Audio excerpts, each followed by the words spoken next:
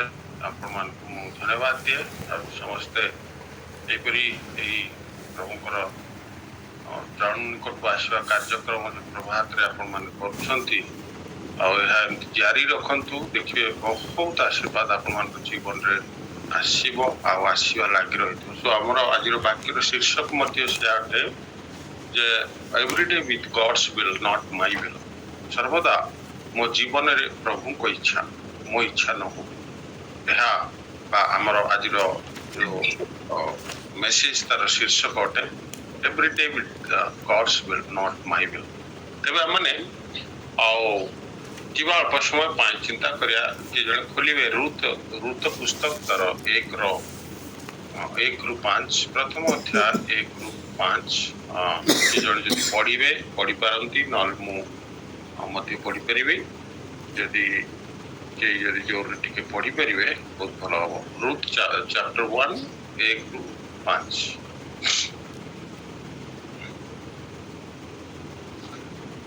एक पर्व 1 ରୁ 4 पद पर्यंत 1 ରୁ 5 विचार कर्तुगण विचार करिबा काले एक समय देश रे दुर्भिक्ष पड़िला तहिरे बेथलियम जिहुदार जने लोक आपण भार्या और दुई पुत्र घिनी मोयाब देश रे प्रवास करिबाको गला से लोकर नाम एलिमेलक और ताहार भार्यार नाम नयबी पुनी ताहार दुई नाम मोहलन और किलियन ए माने बेथलियम जिहुदार एफ्रातीय लोक पुनी ए माने मोयाब देश को आसी सेठारे रहिले ए उतारू नयमीर स्वामी एलिमेलक मृत्यु हुंते से ओ ताहार दुई पुत्र अवशिष्ट रहिले एही पुत्र माने मोयाब देशिया स्त्री मानक मध्यरु भार्या ग्रहण कले जनकर भार्यार नाम अर्पा आनर नाम रुत पुणी से माने उणाधिक 10 वर्ष जाए सेठारे बास कले तहु मोहलन और किलियन दुई जनकर मृत्यु हुंते से स्त्री दुई पुत्र और स्वामी विहीना होई रहिला आमेन आमेन देखंतु एई परिवार गोटे परिवार मध्य तीनोटी मृत्यु आसीगला ऑल ऑफ सडन केते ट्रेजेडी केते दुख ए परिवार मध्य गोटे आसी हमें देखू आ ए परिवार केते सुंदर रे थिले एलिमेलक आ से तांकर सुंदर परिवार धरी से रहुथिले से सुंदर भाव सेठारे रहवा समय रे आ से ऑल ऑफ सडन तांकर जीवन रे एपरी गोटे परिस्थिति आसीगला आ से भाबिले प्रथम तांकर जीवन रे हमें देखू जे एठारे जेतले दुर्भिक्ष आसिला तांको देश रे से कोन करले आ से दुर्भिक्ष समय रे आ से निजर परिवार को तो पोषक पड़ो निजर पिलामान को पोषक पड़ो तेणु से कौन कले से दुर्भिक्ष को आड़ाइबा पाए गोटे पाख देश पड़ेले जमती मो पिला माने भलरे खाइबे पीबे रहिबे तो पिला माने छोट थिले आ जेतले से गले आ छुटी गला पर मध्य आ से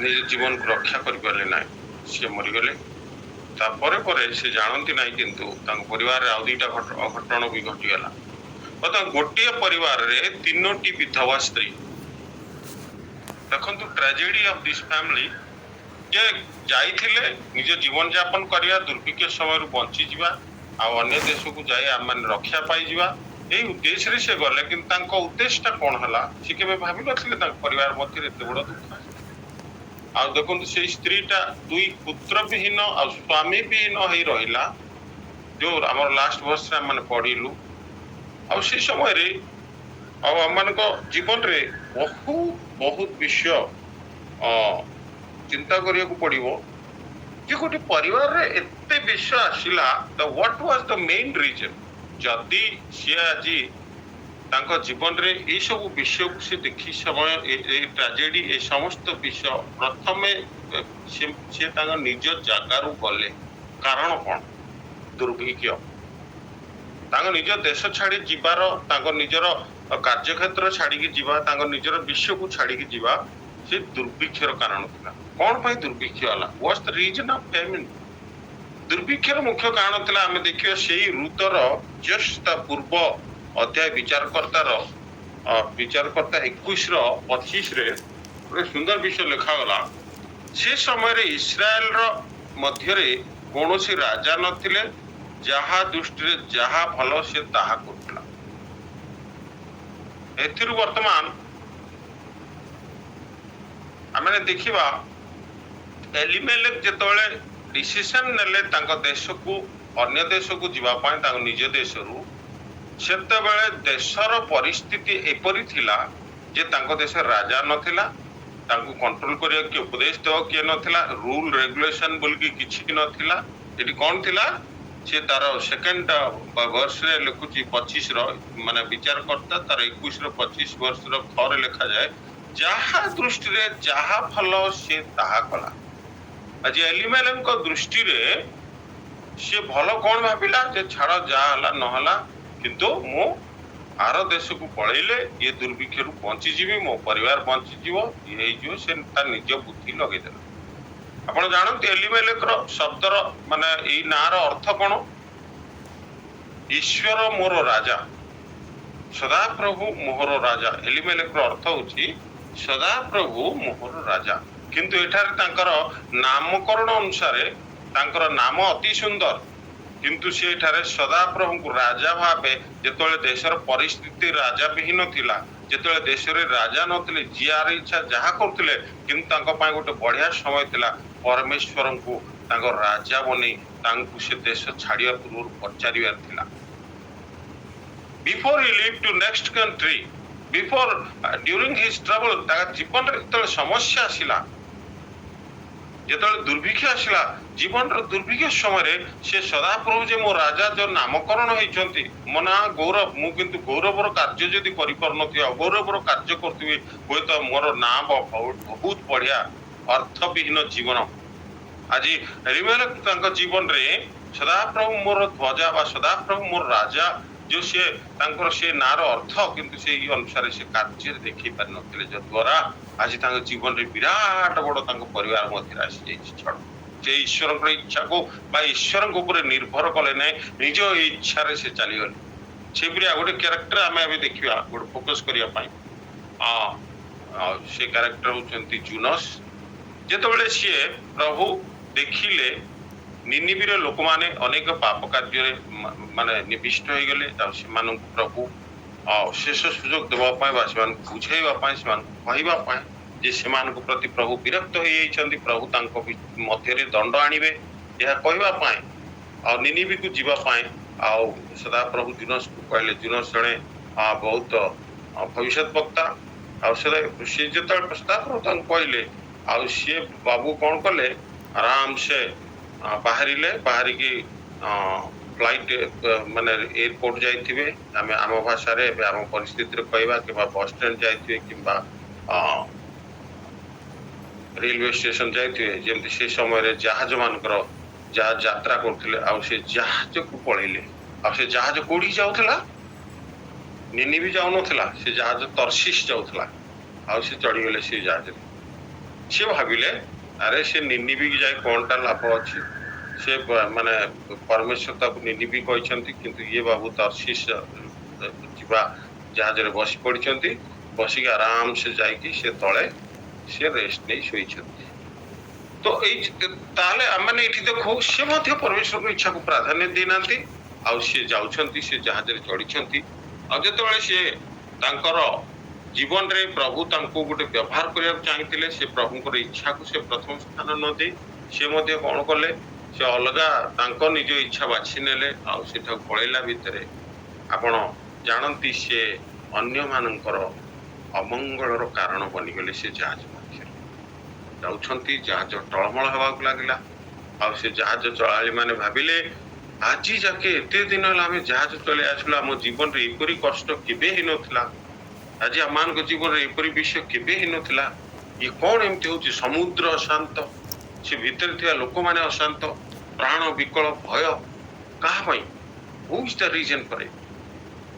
ଜୁନସ୍ ତାଙ୍କର ଗୋଟେ ନିଷ୍ପତ୍ତି ପାଇଁ ଆଜି ନା ସେ ଭଲରେ ଅଛନ୍ତି ସେ ଜାହାଜ ଭିତରେ, ନା ସେ ଜାହାଜରେ ଯାଉଥିବା ଲୋକ ଭଲରେ ଅଛନ୍ତି, ନା ସେ ସମୁଦ୍ରକୁ ଅଶାନ୍ତି କରିଦେଲେ, ସେ ଜାହାଜର ଭିତର ଲୋକ ଅଶାନ୍ତି କରିଦେଲେ, ଆଉ ଏଇଭଳି ପରିସ୍ଥିତି ଦେଇକି ସେ ବର୍ତ୍ତମାନ ଗତି।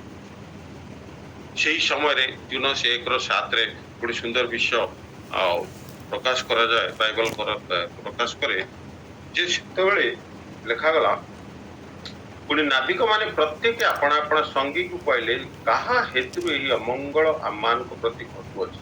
ଏହା ଜାଣିବାରେ ମଧ୍ୟ ସେମାନେ ଗୁଲିବାଣ୍ଟ କଲେ। ତ ସେମାନେ ଗୁଲିବାଣ୍ଟ କରନ୍ତେ ଜୁନୋସଙ୍କ ନାମ ଉଠିଲେ। ଆପଣ ପରମେଶ୍ୱରଙ୍କର ଦୃଷ୍ଟିରୁ ପଳେଇ ଯିବା, ପରମେଶ୍ୱରଙ୍କ ଦୃଷ୍ଟିରୁ ନିଜ ଇଚ୍ଛାରେ ଯାଇକି ଲୁଚିକି ଗୋଟେ କିଛି କରିଦବା, ନିଜର କାର୍ଯ୍ୟ କରିଦବା, କିନ୍ତୁ ଧରା ପଡିଗଲେ। ଧରା ପଡିଲେ ତ ପଡିଲେ, କଣ ହେଲା ବର୍ତ୍ତମାନ ଆମେ ଜୁନୋସଙ୍କ ବିଷୟରେ ଦେଖିବା। ଫାର୍ଷ୍ଟ ଅଫ ଅଲ୍ ଆମେ ଦେଖିବା ଜୁନୋସ ନାମର ଅର୍ଥ କଣ। ଜୁନୋସର ଅର୍ଥ ହଉଛି କାପ୍ତା। କାପ୍ତା କଣ ଯେ ଆଉ ଶାନ୍ତି ଆଉ ମିଳନର ପ୍ରତୀକ, କିନ୍ତୁ ଏଠାରେ ସେ କଣ କରିଛନ୍ତି, ଅଶାନ୍ତିର ପ୍ରତୀକ ବନିଯାଇଛନ୍ତି। ଜୁନୋସର ନାମର ଅର୍ଥ ହଉଛି ମାନେ କପଟ, କିନ୍ତୁ ସେ କପଟ ଭଳିଆ ନ ହୋଇ ଆଉ ସେ ତାଙ୍କ ଜୀବନରେ ତାଙ୍କ ନାମକରଣ ଅନୁସାରେ ସେ କାର୍ଯ୍ୟବିହୀନ, ଆଉ ସେ ତାଙ୍କ ନାମକରଣ ଅନୁସାରେ ତାଙ୍କର କୌଣସି ଅର୍ଥହୀନ ଜୀବନ ବର୍ତ୍ତମାନ କାଟୁଛନ୍ତି ନିଜ ଇଚ୍ଛାରେ। ପରମେଶ୍ୱର ତାଙ୍କୁ କେତେ ସୁନ୍ଦର ଗୋଟେ କାର୍ଯ୍ୟ ଦେଲେ, ସେଟାକୁ ଛାଡିକି ତର୍ସିସ୍ ଯିବା ଜାହାଜରେ ବସି ପଡିଛନ୍ତି। ଆଉ ସେ ଯୋଉ ମିଳନର ପ୍ରତୀକ ବା ଶାନ୍ତିର ପ୍ରତୀକର କାର୍ଯ୍ୟ କରିବା ବଦଳରେ ଅଶାନ୍ତିର କାର୍ଯ୍ୟ କରନ୍ତି। ଆଉ ସେତେବେଳେ ସେ ଲୋକମାନେ ପଚାରିଲେ ତୁମେ କିଏ? ତାର 8 ବଚନରେ ଲେଖାଗଲା, ସେତେବେଳେ ସେମାନେ ତାଙ୍କୁ କହିଲେ କାହା ହେତୁରୁ ଏଇ ମଙ୍ଗଳ ଆମ ପ୍ରତି ଘଟିଅଛି ତା ଆମମାନଙ୍କୁ କୁହ। ତୁମେ କେଉଁ ବ୍ୟବସାୟ ଓ କେଉଁଠାରେ ଆସିଛ, ତୁମର କୋଉ ଦେଶ, ତୁମେ କଣ କର, କଣ ତମର ଡିଟେଲ ଭାଇ ଆମକୁ କୁହ। ଯେହେତୁ ତାଙ୍କ ନାଁ ଉଠିଲା, ସେଇଠୁ ସେ ପ୍ରଥମ ଆନ୍ସର ଦଉଛନ୍ତି ତାର ବର୍ଷ 9ରେ, ଜୁନୋସ 1:9ରେ, ମୁଁ ଜଣେ ଏବ୍ରିୟ। ସେ ସେମାନଙ୍କୁ କହିଲେ ମୁଁ ଜଣେ ଏବ୍ରିୟ, ପୁଣି ଯିଏ ସମୁଦ୍ର ଓ ଶୁଷ୍କ ଭୂମି ସୃଷ୍ଟି କରି ଅଛନ୍ତି ସେଇ ସ୍ୱର୍ଗସ୍ଥ ପରମେଶ୍ୱର ସଦାପ୍ରଭୁଙ୍କୁ ଭୟ କର। ଦେଖନ୍ତୁ ତାଙ୍କର ଆନ୍ସର। ଏବ୍ରିୟ ମାନେ କଣ? ଏବ୍ରିୟ ମାନେ ଯେ ମୁଁ ଆଉ ସଦାପ୍ରଭୁଙ୍କର ଆଶୀର୍ବାଦ ରୂପକ ଧ୍ୱଜା। ଏବ୍ରି ଶବ୍ଦର ଅର୍ଥ ପରମେଶ୍ୱର ଆଜି ଏବ୍ରି ମାନଙ୍କୁ ଯୋଉଭଳି ଭାବେ ବ୍ୟବହାର କଲେ, ଯୋଉଭଳି ଭାବେ ତାଙ୍କୁ ସ୍ଥାନ ଦେଲେ, କିନ୍ତୁ ଏଠାରେ ଆଉ ସିଏ ଏତେ ସୁନ୍ଦର ଭାବେ ଏବ୍ରି ମିନିଂ ହେଉଛି ୟାର ବ୍ଲେସେଡ ଫର ଅଦର୍ସ, ଅନ୍ୟମାନଙ୍କ ପାଇଁ ଗୋଟେ ଆଶୀର୍ବାଦ ରୂପକ ଆଉ ଆଶୀର୍ବାଦର କାରଣ ଏବ୍ରିୟ ମାନେ। କିନ୍ତୁ ଏଠାରେ ସେ ଅନ୍ୟମାନଙ୍କର ବର୍ତ୍ତମାନ ଦୁଃଖର କାରଣ ବନି ଯାଇଛନ୍ତି। ତାଙ୍କର ନିଜର ନିଷ୍ପତ୍ତି ଦ୍ୱାରା, ତାଙ୍କ ନିଜର ଇଚ୍ଛା ଦ୍ୱାରା, ସେ ପରମେଶ୍ୱରଙ୍କ ଇଚ୍ଛାକୁ ପ୍ରାଧାନ୍ୟ ନ ଦେବା ଦ୍ୱାରା ତାଙ୍କ ଜୀବନରେ ମଧ୍ୟ ଏଇଭଳି ଗୋଟେ ପରିସ୍ଥିତି ଆସିଗଲା। ସେପଟେ କଣ କଲେ ଏଲିମେଲକ, ସିଏ ବି ତାଙ୍କ ଜୀବନରେ ଯୋଉ ଦୁଃଖ ଆସିଲା, ଦୁର୍ଭିକ୍ଷ ଆସିଲା ସେ ଦେଶ ମଧ୍ୟରେ, ସିଏ କଣ କଲେ ତାହା ନିଜ ଇଚ୍ଛା ଲଗେଇଦେଲେ। ନିଜ ଇଚ୍ଛା ଲଗେଇବା ଦ୍ୱାରା କଣ ହେଲା, ପରିବାରଟା ଭୁଷୁଡି ଗଲା। ଆଉ ନିଜ ଜୀବନ ଆଉ ସେ ଲଗେଇକି ସେଇ ଯୋଉ ଦୁର୍ଭିକ୍ଷ ଆସିଥିଲା ତାଙ୍କର ଆଉ ସେ ଦେଶରେ, ସେ କଣ କରିବାକୁ ଥିଲା, ତାଙ୍କ ନାଁ ଅନୁସାରେ ଆମକୁ ପ୍ରଭୁ ଉତ୍ତମ ଉତ୍ତମ ନାମ ଦିଅନ୍ତି, କିନ୍ତୁ ଆମମାନେ ବେଳେ ବେଳେ ଭୁଲି ଯାଇଥାଉ ଆମମାନେ ସେ ନାମ ଅନୁସାରେ ଆଚରଣ କରିବା ପାଇଁ। ପରମେଶ୍ୱର ମୋହର ରାଜା, ଏଲିମେଲେକର ଅର୍ଥ ଯଦି ସେ ଆଜି ଆଉ ସେ ପରମେଶ୍ୱର ମୋର ରାଜା ବୋଲି ସେ ଦୁର୍ଭିକ୍ଷ ସମୟରେ ତାଙ୍କ ରାଜାକୁ ପଚାରିଥାନ୍ତେ, ହେ ରାଜା ମୁଁ କଣ କରିବି, ଏବେ ଦୁର୍ଭିକ୍ଷ ଆସିଲା, ହୁଏତ ପରମେଶ୍ୱର ଆଜି ପରିବାରରେ ସେ ଟ୍ରାଜେଡି, ସେ ଦୁଃଖ ଆଉ ସେ ବିଧବା ସ୍ତ୍ରୀ 3ଟା ଖାଲି ବଳି ଯାଇ ନଥାନ୍ତେ। ଆଜି ଅନେକ ବିଷୟ ଆଉ ଏମାନଙ୍କ ଜୀବନରେ ପ୍ରିୟ ମାନେ, ଯେ ଆମ ପରିବାର ମଧ୍ୟରେ ଏପରି ଅନେକ ବିଷୟ ହୁଏ। ମୋର ମନେ ପଡେ ଗୋଟେ ସୁନ୍ଦର ଗୋଟେ ବନ୍ଧୁଙ୍କର କାହାଣୀ। ସେ ଜଣେ ଉଚ୍ଚପଦସ୍ଥ ପୋଲିସ ଅଫିସର।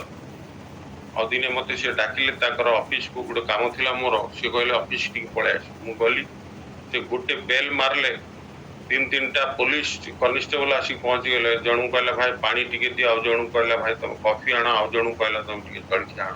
ସବୁ ଯାକ 5 ମିନିଟ ଭିତରେ ଆଣିକି ରେଡି କରିଦେଇକି ପୁଣି ହାଜର ହେଇକି ରହିଛନ୍ତି।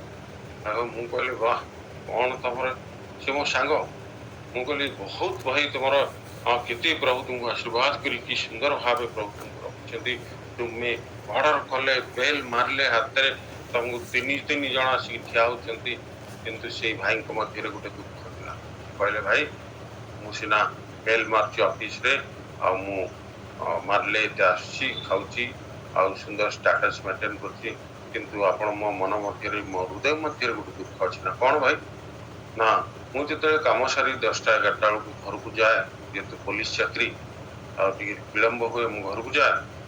ଆଉ ମୁଁ ଯିବି ଟାୟାର୍ଡ ହେଇକି, ଘରେ ଗଲେ ମୁଁ ଟିକେ ଶାନ୍ତିରେ ଟିକେ ଖାଇବି କ'ଣ ଖାଇବା ଘରେ ହେଇଥିବ ଆଉ ମୁଁ ଯିବି ଗଲାବେଳକୁ ମୋ ସ୍ତ୍ରୀ ଟିଭି ଆଗରେ ବସିଥିବ, ପିଲାମାନେ ତାଙ୍କର ରୁମ୍ରେ ଯିଏ ଯାହାର ବ୍ୟସ୍ତ ଥିବେ, ଆଉ ମୁଁ ଯେଉଁ ଟାୟାର୍ଡ ହେଇଛି ଯାହାହେଲେ ଟିକେ ଖାଇବାର ଅଛି, ମୁଁ ଯାଇକି ଗାଧୁଆ ପାଧୁଆ ହେଇକି ଯେତେବେଳେ ଡାଇନିଂରେ ଆସି ବସିବି, ଆଉ ଡାଇନିଂରେ ଆସି ବସିଲେ ଦେଖିବି ଡାଇନିଂ ଟେବୁଲ ଉପରେ ଆଉ ସେ ଖାଇବା ଥାଳି ଗୁଡ଼ାକ ଠିଆ ହେଇଛି ଘୋଡ଼ା ହେଇକି, ଆଉ ମୁଁ ସେଇଟା ଭୋକ ହେଉଛି, ମୋର ମନ ଇଚ୍ଛା ଥିବ ଯେ ମୋ ସ୍ତ୍ରୀ ଟିକେ ଆସି ମୋତେ ଖାଇବାକୁ ବାଢ଼ି ଦିଅନ୍ତା, କିନ୍ତୁ ସେ ଟିଭି ଆଗରେ ବସି ସିରିଏଲ ଦେଖୁଥିବ, ଆଉ ପିଲାମାନେ ଶୋଇଥିବେ, ତାପରେ ମୁଁ ଭୋକରେ ଯାହା ହଉ ମୁଁ ଟିକେ ଖାଇବି ବୋଲିକି ଯେତେବେଳେ ସେ ଥାଳି ଘୋଡ଼େଇ ବା ଥାଳିମାନଙ୍କୁ ଖୋଲିବି ଦେଖିବି ସବୁ ଯାକ ଖାଇ ପକେଇଛନ୍ତି ସମସ୍ତେ, ଖାଲି ପୁରା ଥାଳି ଗୁଡ଼ା। ଯେତେବେଳେ ମୋ ସ୍ତ୍ରୀ ପଚାରେ କ'ଣ ହେଲା ଖାଇବା କିଛି ନାହିଁ, ସେ କୁହନ୍ତି ଆରେ ତମେ ସେ ବାହାରେ ଖାଇକି ସିନା ଆସିଥାନ୍ତ, ଯଦି ଖାଇବାର ଥିଲା କହିଥାନ୍ତ ନା। ସେ କହିକି ସେତିକି କହିକି ସେ ଟିଭି ଦେଖାରେ ମଗ୍ନ। ଆଉ ତମେ ଯେତେବେଳେ ଆସିବ ଭାଇ, ମୁଁ ଯେତେବେଳେ ଘରକୁ ଯାଏ ଖାଇବାକୁ ଥିବ ମୁଁ କହିକି ଯିବ ବୁଢ଼ୀ ମୁଁ ଆଜି ଘରେ ଖାଇବି ବୋଲି। ଏଇଭଳି ଅବସ୍ଥା ମୋ ଘରର, ମୋର ଘରର ଏଇଭଳି ଦାୟିତ୍ୱ। ଆଜି ପ୍ରିୟମାନେ, ଆଜି ଯେତେବେଳେ ପରମେଶ୍ୱରଙ୍କର ଇଚ୍ଛାକୁ ଆମ ଜୀବନରେ ପ୍ରାଧାନ୍ୟ ଦେବାନି, ପରିବାର ମଧ୍ୟରେ କେତେ କଷ୍ଟରେ ଆଉ କେତେ ସୁନ୍ଦର ଭାବରେ ଆଉ ଇଏ ଭାଇ ଜଣକ ପୋଲିସ ଚାକିରିରେ କର୍ତ୍ତବ୍ୟନିଷ୍ଠ ହୋଇ ଆଉ ପରିଶ୍ରମ କରନ୍ତି ନିଜ ପରିବାର ପାଇଁ, କିନ୍ତୁ ପରିବାରର ସ୍ତ୍ରୀ ପରିବାରର ପିଲାମାନେ ପିତାଙ୍କୁ ସେ ଆଦର ଦେଖାନ୍ତି। ସେପରି ଅନେକ ପୁରୁଷମାନେ ମଧ୍ୟ ଆଉ ଘରର ପିତା ହିସାବରେ ସେମାନଙ୍କର କାର୍ଯ୍ୟକୁ ସେ ବେଳେବେଳେ ତୁଲାଇ ପାରନ୍ତିନି। ମଦ ପିଇ ଆରାମସେ ଦରମା ମିଳିଲା ପରେ ମଦ ପିଇକି ଘରକୁ ଆସିକି ପେଟେ ଖାଇକି ବାହାରୁ ପଳେଇ ଆସିବେ, ଷଣ୍ଢ ଭଳିଆ ଘରେ ଶୋଇ ପଡ଼ିବେ, କିନ୍ତୁ ବିଚରା ସ୍ତ୍ରୀ ଅନେକ ପରିବାରରେ ଏପରି ହେଉଛି। ଆଉ ସେ ଘର ଘର ବୁଲି ପିଲାମାନଙ୍କ ପାଇଁ ଖାଇବା ଟିକେ ଯୋଗାଡ଼ କରେ, କିନ୍ତୁ କେତେ ଦିନ ଯୋଗାଡ଼ କରିବ, ଧୀରେ ଧୀରେ ସେ ପରିବାର ମଧ୍ୟ ନଷ୍ଟ ହେବାର ଲାଗେ। ଆଉ ଏ ପୁରୁଷ ମଦ ଖାଇକି ସେ ଆରାମସେ ତା ଜୀବନ ପରିଚୟ କରେ। ଏହା ହେଉଛି ନିଜ ଜୀବନରେ ଚାଲିବାର ଲୋକମାନଙ୍କର ପରିସ୍ଥିତି। ଆଜି ଆମ ପରିବାର ଗୁଡ଼ାକ ଭାଙ୍ଗିଯାଏ ଏହିପରି ବିଷୟ ମାନଙ୍କ ପାଇଁ। ଅନେକ ସମୟରେ ଆଉ ସ୍ୱାମୀ ସ୍ତ୍ରୀ ପ୍ରତି ଆଉ ପିଲାମାନଙ୍କ ପ୍ରତି ପ୍ରେମ ନ ଦେଖାଇବା ଦ୍ୱାରା, ନିଜ ଇଚ୍ଛାରେ ଚାଲିବା ଦ୍ୱାରା, ଆଉ ଅନେକ ସମୟରେ ସ୍ତ୍ରୀ ମଧ୍ୟ ସ୍ୱାମୀ ପ୍ରତି ଆଉ ନିଜର ପ୍ରେମ ନ ଦେଖାଇବା ଦ୍ୱାରା, ନିଜର କର୍ତ୍ତବ୍ୟକୁ ନ ଦେଖାଇବା ଦ୍ୱାରା ପରିବାର ମଧ୍ୟରେ ମଧ୍ୟ ଝଡ଼ ଆସିଯାଏ। ଏଲିମେଲେକଙ୍କ ପରିବାରରେ ଝଡ଼ ଆସିଲା, ଦୁର୍ଭିକ୍ଷ ଆସିଲା, ଆଉ ଈଶ୍ୱରଙ୍କର ଇଚ୍ଛା ନ ମାନି ଅନ୍ୟ କାର୍ଯ୍ୟ କରନ୍ତି ସେମାନେ। ଆଜି ଜୁନସ୍ ତାଙ୍କ ଜୀବନରେ ଈଶ୍ୱରଙ୍କ ଇଚ୍ଛା ନ ମାନି ସେ ଅନ୍ୟ କାର୍ଯ୍ୟ କରିବାରେ ଲାଗି ପଡ଼ିଲେ।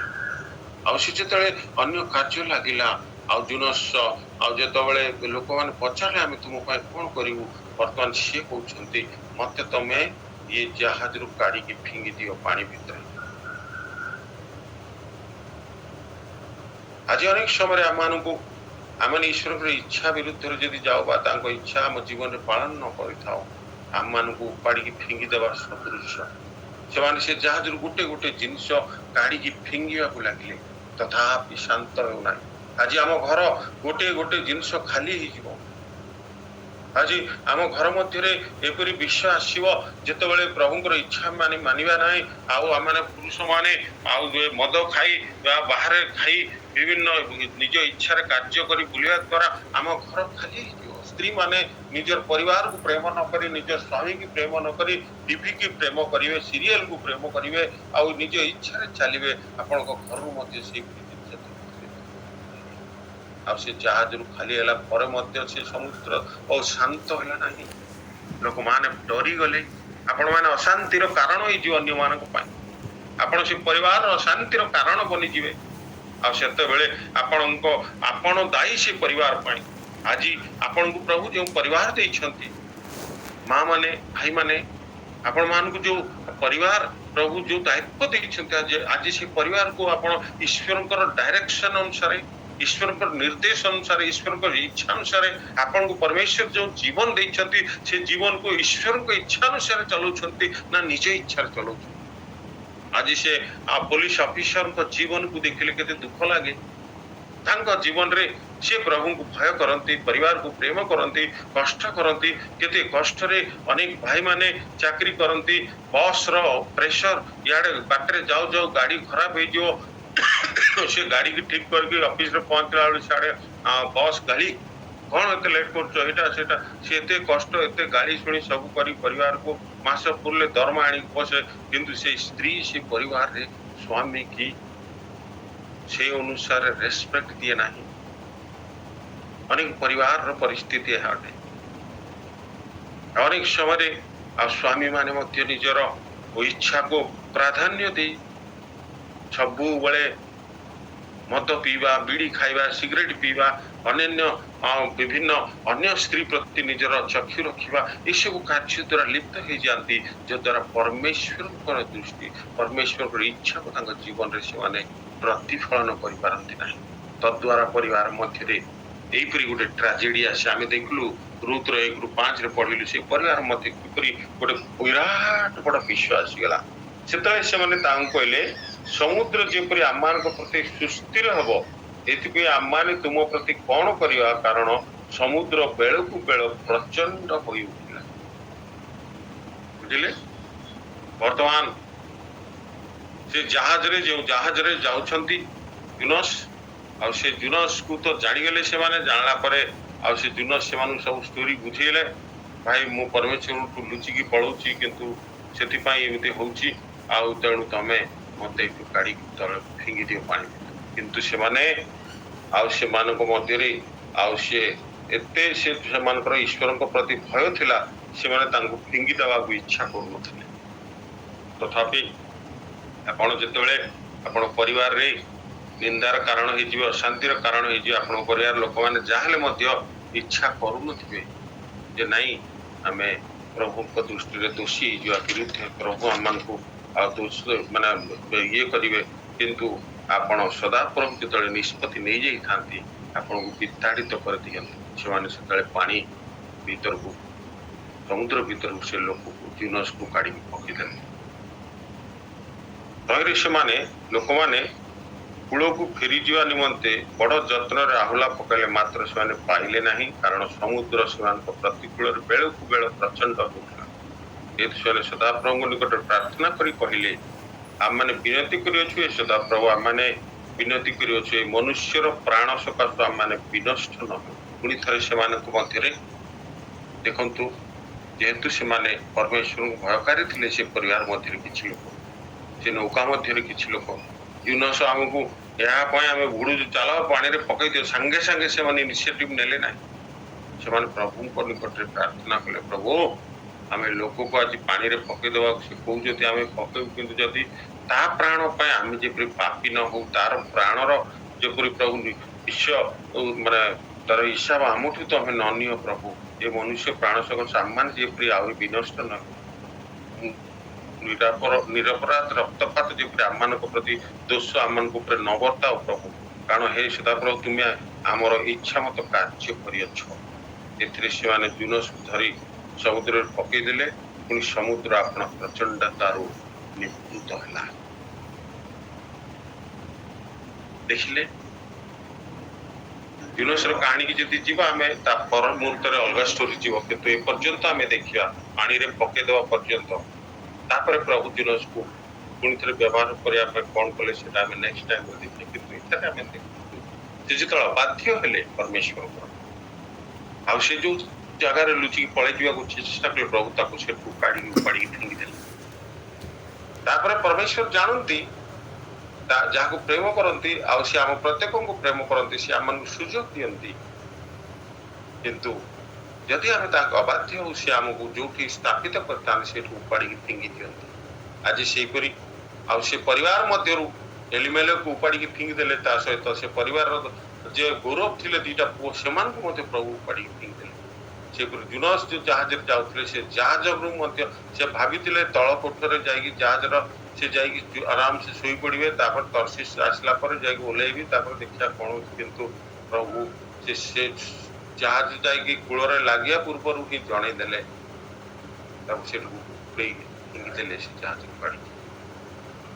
ଅନେକ ସମୟରେ ଆମମାନଙ୍କ ଜୀବନରେ ଏପରି ପରିସ୍ଥିତି ଆସେ, ଆମେ ଅନେକ ସମୟରେ ଅନେକ ବିଷୟ ନେଇ ଆମେ ନିଜ ଇଚ୍ଛାକୁ ପ୍ରାଧାନ୍ୟ ଦେଇଥାଉ, ଆଉ ନିଜ ଇଚ୍ଛା ଯେତେବେଳେ ନ ହୁଏ, ଆମମାନେ ଆଉ ବହୁତ ଲାଗି ପଡି ନିଜ କାଳେ ବଳେ କୌଶଳେ ମାନେ ପୁରୋହିତ ଉପଦେଶ କୁହେ,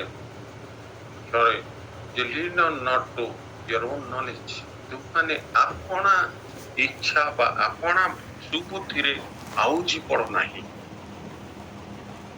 ଈଶ୍ୱରଙ୍କର ଇଚ୍ଛାକୁ ପ୍ରାଧାନ୍ୟ ଦେବା ଶିଖିବା। ଆଜି प्रभु आमको शिखातु जे आम जेपरी आम जीवन रे प्रति मुहूर्त एवरी स्टेप ऑफ लाइफ आम जेपरी भावी दो मु मोर गोटे कार्य आज अच्छी मु आज से कार्य करिया पर ईश्वर की इच्छा पचारुछि मोर पुओ को जेतले परीक्षा देला आउ समस्ते कहले बढ़िया आसला भल भल कॉलेज रे सब आसला ये हैला आउ ये कॉलेज दे दे से कॉलेज दे दे सेडा दियो मु गोटे विश्व प्रार्थना करथि प्रभु मते जणाओ कोन तुम इच्छा प्रभु मु सेया ही करिबी तुम इच्छा प्रभु मोर किंतु ये इच्छा अछि किंतु मु मो इच्छा न तुम इच्छा कोठी करिया पड़ी ता तुमे जणाओ आमन तो एटीट्यूड या आवश्यक अनेक समय आमने निज इच्छा प्राधान्य दो अनेक समय आमने ईश्वर लोक मान विरुद्ध रे चली जाई थाओ आम निज इच्छा रे जीवा द्वारा अनेक समय ईश्वर लोक मान विरुद्ध तो अलग कथा ईश्वर नियम विरुद्ध रे पळै थाओ ईश्वर विरुद्ध रे पळै थाओ आ जहा तांको दुख दिए कष्ट दिए और छोट छोट विषय किंतु तथापि आपण माने प्रतिदिन यत्नशील हुंतु तांको इच्छा रे चलीबा पय एनी स्टेप एनी डिसीजन जेकोसी निष्पत्ति नियंतु तांको इच्छा पचारि बुझी की नियंतु आपण देखि आपण जीवन प्रभु आशीर्वाद रे पूर्ण करी आपण घरे शांति प्रतिष्ठा हबो आपण को परिवार रे गौरव हबो आपण आउरी आगो को बढ़िबे आ नामकरण अनुसार आ सेमन कार्य कले नाही प्रभु तांको गोटे सुंदर नाम देथिले एलिमेलेक ईश्वर मोर राजा जुन शांतिर प्रतीक मिलनर प्रतीक किंतु से माने अशांतिर प्रतीक भलिया कार्य कले अमिलनर कार्य कले ईश्वर मोर राजा कहवा परिवर्ते आ से निज इच्छा को राजा करदेले आम मान नाम अनुसार मत अनेक विषय प्रभु आमको देइछंती किंतु आमे जदि से अनुसार आचरण न करि थाओ ईश्वर को संलग्न जीवन आमे न काटी थाओ आम जीवन रे अशांतिर परिवेश आसी जाए प्रभु आम मान को ए दुईटी विषय शिक्षा दियंतु आमे जेपरि तांको इच्छा को आम जीवन रे प्राधान्य देबो तेणु आमे समस्त कहवा प्रभु तुम इच्छा मो जीवन रे हो प्रभु तुम इच्छा मो जीवन रे सफल हो आम समस्ते प्रतिदिन कहवा प्रभु आम मान को अल्प चिंता पाए आशीर्वाद कर धन्यवाद।